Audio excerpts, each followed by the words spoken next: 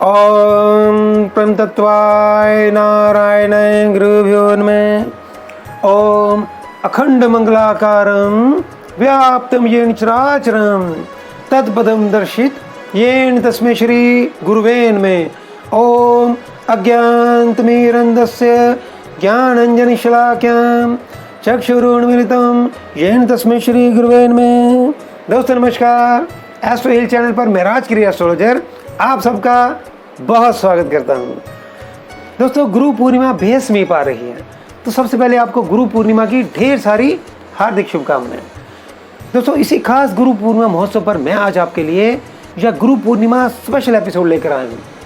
दोस्तों आज के इस स्पेशल एपिसोड में मैं आपको बताऊंगा कि गुरु कौन है, गुरु क्या है, गुरु कैसा होता है, ज्ञान क्या है, शिष्य कौन है, शिष्यता क्या है, गुरु शिष्य परंपरा की कड़ी क्या है, गुरु की क्या इंपॉर्टेंस होती है इस लाइफ में और इस लाइफ के बाद भी, गुरु अपने शिष्य से क्या एक्सपेक्ट करता है, शिष्य की क्या रिस्पॉन्सिबिलिटीज होती हैं, और साथ ही यह भी बताऊंगा कि अगर गुरु रूठ जाए तो आपके जीवन का क्या हाल होता है, और यह भी बताऊंगा कि अपने रूठ हुए गुरु कुल गुरु को मनाने के लिए और उन्हें अपने फेवर में करने के लिए कौन सा उपाय कब और कैसे करें। साथ ही उन लोगों के लिए एक विशिष्ट उपाय भी बताऊंगा जो लोग इस जीवन को धन्य करने के लिए इसी जीवन में किसी समर्थ और पूर्ण गुरु की खोज में हैं, यानी कि जो दीक्षा लेकर अपना जीवन धन्य करना चाहते हैं। वो लोग ऐसा कौन सा उपाय करें, कब और कैसे करें, ताकि स्वयं भी समर्थ पूर्ण गुरु उन्हें खोजते हुए आ मिले। साथ ही यह भी बताऊंगा कि इस वर्ष जो गुरु पूर्णिमा है वो कब आ रही है। इसके लिए गुरु पूर्णिमा पर गुरु पूजन का शुभ समय और मुहूर्त कब से कब तक व्याप्त रहेगा, यह सब मैं आज आपको इस वीडियो में बताने वाला हूं। तो दोस्तों बने रहिए मेरे इस चैनल के साथ। मैं वीडियो शुरू करता हूं। दोस्तों सबसे पहले ये जानिए कि गुरु है क्या, कैसा होता है, गुरु कौन बन सकता है, गुरु की इंपॉर्टेंस क्या है। दोस्तों हमारी सबसे पुरातन और श्रेष्ठ हिंदू सनातन संस्कृति में गुरु शिष्य परंपरा अनादिकाल से चली आ रही है, और यह परंपरा हमारी कल्चर की बैकबोन है। दोस्तों कुछ चंद लाइनों में आप गुरु और उसकी इंपॉर्टेंस को समझ जाएंगे, और यह शास्त्रोक्त बातें हमारे पूजनीय संत महात्माओं ऋषि मुनियों ने हमारे पूजनीय ग्रंथों में वर्णित भी की हैं, और यह सब बातें अकाट्य भी हैं। जैसे गुरु ब्रह्मा गुरु विष्णु गुरु देवो महेश्वराय, ओम गुरु साक्षात परब्रह्म तस्मै श्री गुरुवे नमः, या गुरु गोविंद दो खड़े काके लागो पाए, बलिहारी गुरु आपने जिन गोविंद दियो बताए। इससे भी आगे ज्यादा क्या कहूँ, तेरी महिमा समझ सकूं मैं, मुझे ना इतना ज्ञान, गुरु नाम के दो ही अक्षर में समा गया ब्रह्मांड। यह है गुरु का अस्तित्व और गुरु की इंपॉर्टेंस। साधारण शब्दों में यूं कहें कि गुरु शब्द गु प्लस रु दोनों के मूल अक्षर का वास्तविक अर्थ है, जो आपको अज्ञान के अंधकार से प्रकाश की ओर ले जाने में सहायक हो। दोस्तों एक विशेष शास्त्रोक्त श्लोक समझना।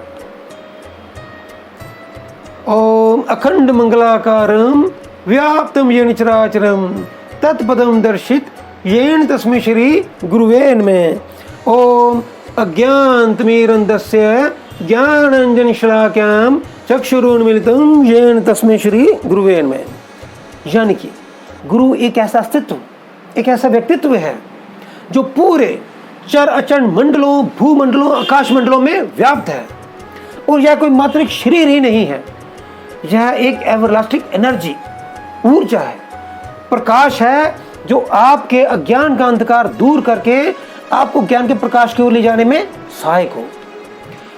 क्यों जरूरत होती है गुरु की? क्योंकि किसी भी समुदाय, किसी भी मनुष्य को अपने मन की चाल और मान्यताओं के जंगल से बाहर निकलने के लिए पगडंडी दिखाने वाले गुरु और ज्ञान के प्रकाश की जरूरत होती ही है। अब पूछिए ज्ञान क्या है? ज्ञान एक स्टेट ऑफ माइंड है, एनलाइटनमेंट है, जहां आप स्वयं के साथ साथ किसी भी वस्तु, स्थिति, विषय, प्रकृति या प्रकृति के किसी भी अंश को देखकर उसके अस्तित्व, उसके व्यक्तित्व, उसके प्राकृतिक स्वरूप, गुण, अवगुण, उपयोगिता, विशेषता का आपको ज्ञान हो सके।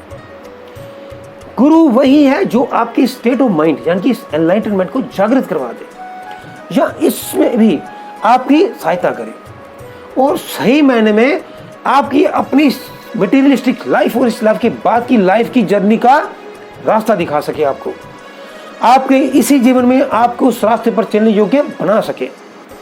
गुरु ही इस ज्ञान का सोर्स है और यह गुरु ज्ञान आपको नेचर के किसी भी क्रिएचर से, पशु पक्षी पंच तत्व जैसे अग्नि वायु आकाश पृथ्वी जल यानी मनुष्य से या किसी से भी आपको ये ज्ञान मिल सकता है।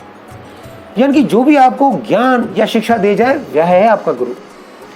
गुरु तो हम सबको चाहिए ही चाहिए, चाहे वो स्वयं नारायण जी भी आकर इस धरा पर आए हों, जैसे श्री राम जी, श्री कृष्ण जी, महात्मा बुद्ध जी, श्री गुरु दत्तात्रेय जी, जितने भी गुरु हुए हैं सभी ने गुरु शिष्य परंपरा को अपनाया है। गुरु और ज्ञान का उम्र से भी कोई सरोकार भी नहीं। दोस्तों, गुरु दत्तात्रेय जी जो स्वयं त्रिदेव यानी ब्रह्मा विष्णु महेश जी के अंशावतार रहे हैं, उन्होंने भी अपने जीवन में 24 शिक्षा गुरु बनाए। उन्होंने यह स्थापित किया कि गुरु ज्ञान या शिक्षा तो प्रकृति के 5 तत्वों से भी ली जा सकती है। जैसे उन्होंने पृथ्वी को गुरु मानकर शिक्षा ली कि संत को पृथ्वी के समान सहनशील होना चाहिए। वायु को गुरु मानकर शिक्षा ली कि गुरु ज्ञान लेकर सेवा करते वक्त प्रत्यक्ष होकर अपनी आइडेंटिटी शो करने की जरूरत नहीं है। जैसे वायु चलती है पर दिखाई तो नहीं देती ना, यानी गुरु भी अपने ज्ञान से समाज और देश का कल्याण करे और यह ना चाहे कि दुनिया उसे पहचाने। ऐसा त्याग में जीवन वाला हो गुरु। आकाश को गुरु मानकर शिक्षा ली कि सभी दिशाओं से ज्ञान युक्त बातों को रास्ता दो। जिस भी दिशा से कुछ भी ज्ञान और शिक्षा सुनने समझने को मिले उसे आने दो। जल को गुरु मानकर शिक्षा ली कि हर स्थिति में शीतलता बनाए रखें, शांत निर्मल निश्चल शीतल, यानी एक ऐसी पर्सनैलिटी जो वेद वेदांतों शास्त्रों का ज्ञाता हो या एनलाइटेंड हो और उनमें ऐसे ऐसे गुण हो, वही गुरु बन सकता है और जो निस्वार्थ रूप से समाज और देश के कल्याण के लिए अपने शिष्यों को भी उचित ज्ञान दे। गुरु भी ऐसे शिष्य को खोजते हैं जो उन्हीं के रास्तों पर चल सके, जिसमें पूर्ण समर्पण भाव हो, कंप्लीट सरेंडर। ज्ञान बांटना और पग पग पर शिष्य को अडिग चलते हुए शिष्य की रक्षा करना, यह है गुरु का धर्म। और गुरु अपने शिष्य से क्या एक्सपेक्ट करता है? सिर्फ प्यार, सेवा, आदर सत्कार, समर्पण, निष्ठा और पूर्ण विश्वास। गुरु कहे कि मैं हूं ना, सब ठीक हो जाएगा, और शिष्य भी कहे गुरु जी है ना, सब ठीक हो जाएगा। ऐसा विश्वास और ऐसा समर्पण, यही गुण है शिष्य धर्म में। शिष्य कौन है? जो हर समय सीखता रहे, लर्निंग एटीट्यूड रखे। मनुष्य तो जन्म के साथ ही गुरु शिष्य तत्व से जुड़ जाता है। जन्म के साथ ही अपनी माता से, फिर पिता से, फिर पढ़ाई लिखाई कराने वाले गुरु से, फिर रोजी रोटी कमाने वाले शिक्षा देने वाले गुरु से, इन सब के ऊपर मटीरियलिस्टिक बातों से ऊपर उठकर स्पिरिचुअल वर्ल्ड की शिक्षा देने वाले श्रेष्ठ गुरु से। उस स्पिरिचुअल वर्ल्ड की शिक्षा जहां हमें इस मटीरियलिस्टिक वर्ल्ड के बाद अपनी जन्म के बाद के जन्म के सफर पर चलना है, वो है यूनिवर्सल ट्रूथ भी है, क्योंकि मौत एक सच्चाई है। हमें हमारे कार्मिक ऋणों का भुगतान लेने देने के लिए जन्म लेना पड़ता है। उस सफर की गाइडलाइंस यानी उस सफर का मार्गदर्शन हमें हमारा स्पिरिचुअल गुरु ही देता है, वो भी कोई पूर्ण समर्थ गुरु। दोस्तों, समर्थ पूर्ण गुरु हमें मटीरियलिस्टिक दौड़ में पैदा हुए काम, क्रोध, लोभ, मोह, अहंकार से, अशांति से आपकी पवित्र आत्मा को बचाकर आपको अज्ञान और अंधकार के प्रकाश की ओर ले जाने का सफर को स्पिरिचुअली तैयार करता है। क्योंकि इस सफर पर तो आपकी आत्मा को उस परमात्मा से मिलन करना होता है। यही मिलन करवाना ही हमारे जीवन का पूर्ण लक्ष्य है। हमारा गुरु हमें हमारे कर्मों से पैदा हुए काम, क्रोध, लोभ, मोह, अहंकार से हमारी पवित्र आत्मा को बचाकर इस भव सागर से पार करवा कर हमारी सहायता करता है। यही वो पवित्र आत्मा है जो आप संसार में लेकर आते हैं, और यही वो पवित्र कीमती चीज है जो आप अपने साथ अपने कार्मिक ऋणों के साथ साथ लेकर वापस जाते हैं। इसलिए गुरु ही आपके कार्मिक ऋणों और कर्मों को मर्यादित करवाता है। यही गुरु धर्म है। आजकल इस कल युग में गुरु शिष्य परंपरा कमजोर पड़ रही है। इस कलयुग में काम, क्रोध, लोभ और अहंकार की प्रधानता हो गई है। ना जल्दी पूर्ण गुरु मिलते हैं, ना ही पूर्ण समर्थ शिष्य गुरु। अब तो बस भीड़ इकट्ठी करने का और अहंकारवश दूसरों को नीचा दिखाने की होड़ लगी हुई है। जो अच्छे पूर्ण समर्थ गुरु हैं वह समाज में सामने आना ही नहीं चाहते, ना ही आते हैं। पूर्ण गुरु एक एवरलास्टिंग एनर्जी है जो शरीर छोड़ने के बाद भी पीढ़ी दर पीढ़ी अपने शिष्यों को ब्लेसिंग्स ही देती हैं। और यह तभी पॉसिबल है जब शिष्य भी पूर्ण समर्थ शिष्य हो।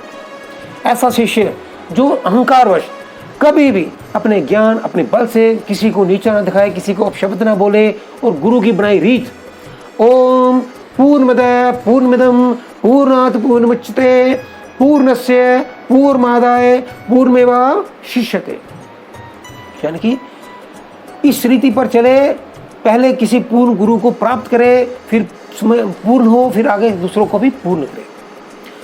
गुरु नाम अमृतपान में तन मन भीग जाता है। सुनकर गुरु का नाम तो पर ब्रह्म भी रीझ जाता है। शिष्य ऐसा कोई कर्म ना करे जिससे गुरु मर्यादा की हानि हो और गुरु रूठ जाए, क्योंकि हरि रूठे गुरु ठोर है, गुरु रूठे नहीं ठोर। यानी कि अगर गुरु रूठ जाए तो समझो प्रकृति और परब्रह्म भी रूठ गया।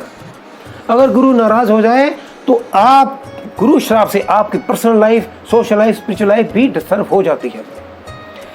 अब बात करते हैं रूठे गुरु को और कुल गुरु को मनाने की।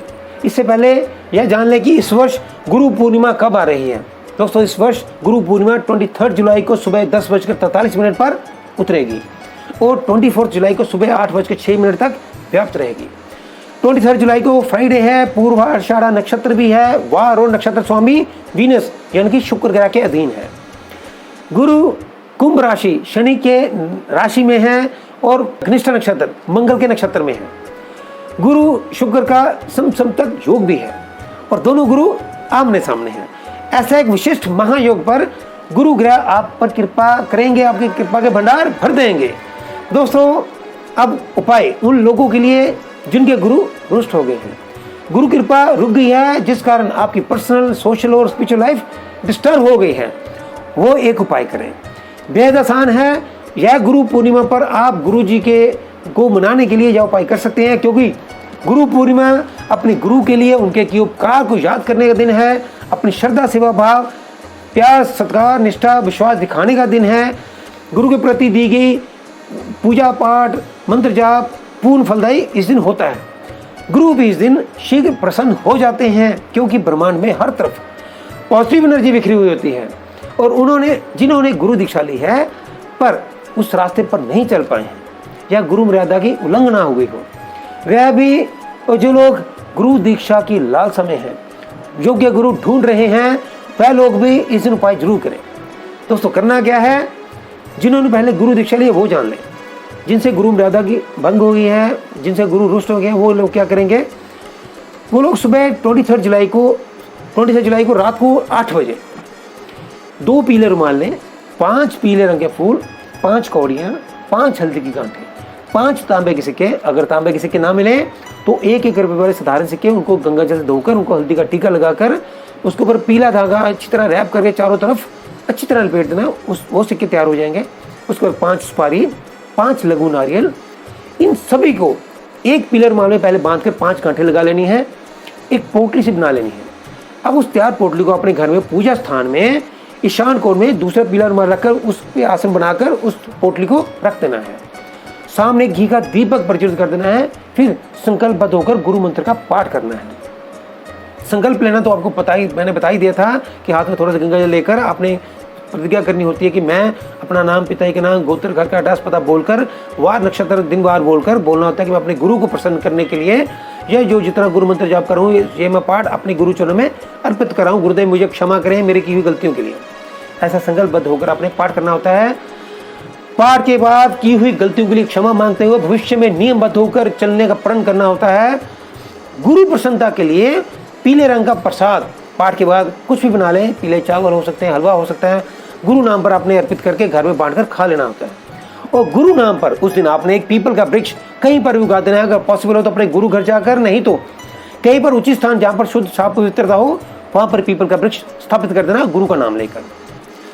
जो लोग योग्य गुरु की तलाश में हैं, अब वो लोग सुने, वो लोग 24 जुलाई को सुबह 5 लेकर 5:30 के बीच शुद्ध पवित्र होकर 5 घी के दीपक जलाकर वही एक पीले रुमाल में जो मैंने आपको सामग्री बताई वो उसमें पोटली, उसकी सामग्री को बांधकर पोटली बनाकर अपने पूजा स्थान में रख देना है।